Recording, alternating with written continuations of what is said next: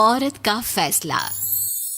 नैतिक मूल्यों से ये कहानी भले ही आपको इंसाफ करती ना दिखे, लेकिन जिम्मेदारियों की नजर से देखेंगे तो शायद कुछ समझ में आए।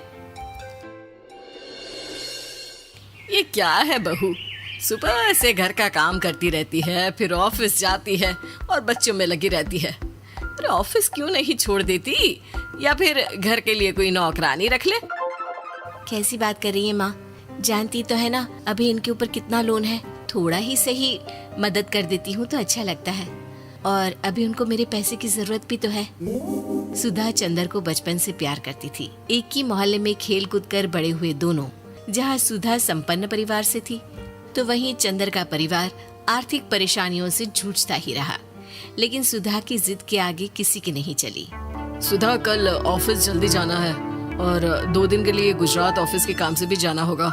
अरे कैसी बात कर रहा है बेटा, बहू को अगले महीने बच्चा होने वाला है, इस वक्त तो उसके साथ रहे। अरे कोई बात नहीं ना माँ, उनको जरूरी काम होगा, वरना मेरा चंदर ऐसे वक्त में मुझे छोड़कर कभी नहीं जाता।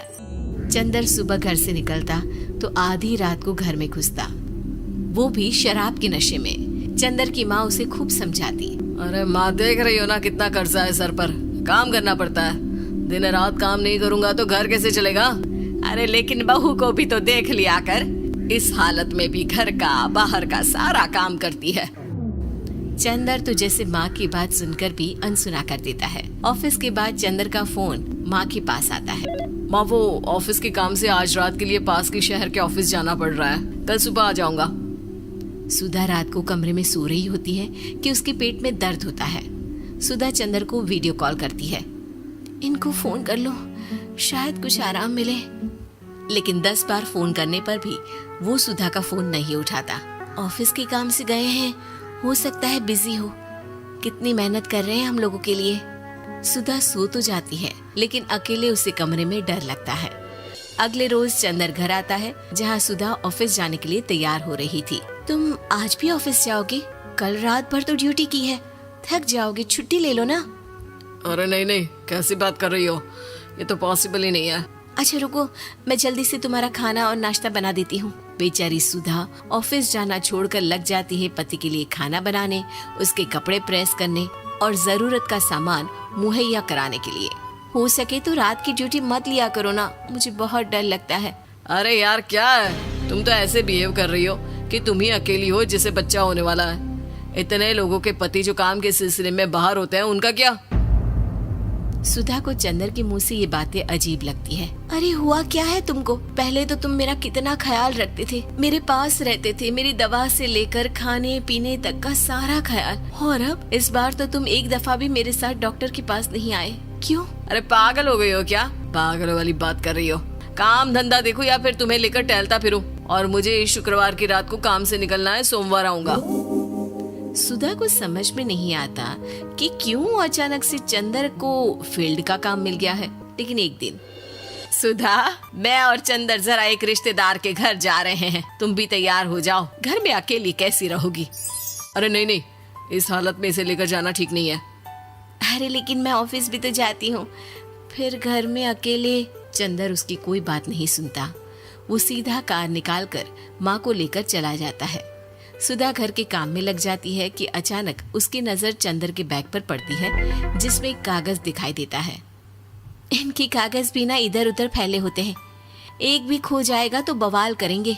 लेकिन जैसे ही सुधा वो कागज खोल कर देखती है तो वो सदमे में आ जाती है। दरअसल वो कागज नहीं, बल्कि चंदर और उसके ऑफिस में काम करने वाली लड़की चांदनी की गोवा की टिकट होती है। सुधा चंदर के बैग को खोलकर देखती है तो उसे होटल के बिल से लेकर महंगे गिफ्ट्स और दूसरे शहरों के टिकट मिलते हैं। सुधा को समझते देर नहीं लगती कि उसका पति किसी और लड़की के साथ है। चंदर के आने पर सुधा उससे बात करती है। अरे नहीं नहीं, ऐसा कुछ नहीं है, तुमको गलत फहमी हो गई है। लेकिन जब सुधा के सवाल तीखे हो जाते हैं तो चंदर को अपनी गलती माननी पड़ती है और वो सुधा से माफी मांग लेता है। सुधा फैसला कर लेती है कि वो चंदर को छोड़ देगी। बच्चे और सामान को लेकर वो घर से निकल ही रही होती है कि सास उसे रोकती है। कहाँ जाएगी बेटा, रुक जा।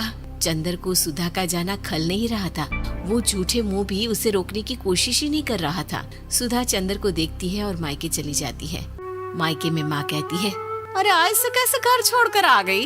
कौन सा चंदर तुझे छोड़ रहा था? माफी तो मांग ली थी ना। देखो बेटा, बेटी डोली में जाती है और अर्थी में ही निकलती है। पर पापा, मेरा आत्मसम्मान, उसका क्या? आपने मुझे पढ़ाया लिखाया है, इस लायक बनाया कि मैं खुद का खर्चा उठा सकूं, बेटी को पढ़ा सकूं, एक अच्छा जीवन पाऊं। अरे लेकिन पति की जरूरत तो होती है ना सुधा दीदी, और अगर आपको नहीं है तो इस बच्ची का सोचो जो अपने पिता से इस कदर जुड़ी है। आने वाले बच्चे की सोचो जिसके आने से पहले ही आपने पिता का प्यार से दूर करने की सोच ली। सुधा फोन देखती है लेकिन चंदर का कोई कॉल नहीं होता। वो समझ नहीं पाती कि अपने आत्मसम्मान के बारे में सोचे या बच्चों के बारे में। मम्मी, हम नाना नानी के घर से दादी और पापा के पास कब जाएंगे? नहीं जाएंगे बेटा, अब यहीं रहेंगे। नहीं मम्मी, मैं पापा के पास जाऊंगी, मुझे दादी के साथ रहना है। और मेरे साथ? हाँ, आपके साथ भी तो, सबके साथ माँ। देखो सुधा दीदी, आपके सर पर पिता का साया होना जरूरी होता है। अपने घमंड के लिए पिता और बेटी को अलग मत करो। सुधा अब सामान उठाकर अपने ससुराल जाने लगती है, लेकिन मन में सवाल रह जाता है कि जिसे दुनिया घमंड समझ रही है वो उसका आत्मसम्मान था। चंदन ने माफी जरूर मांग ली, लेकिन कभी ये एहसास नहीं दिलाया कि वो सिर्फ उसी का है।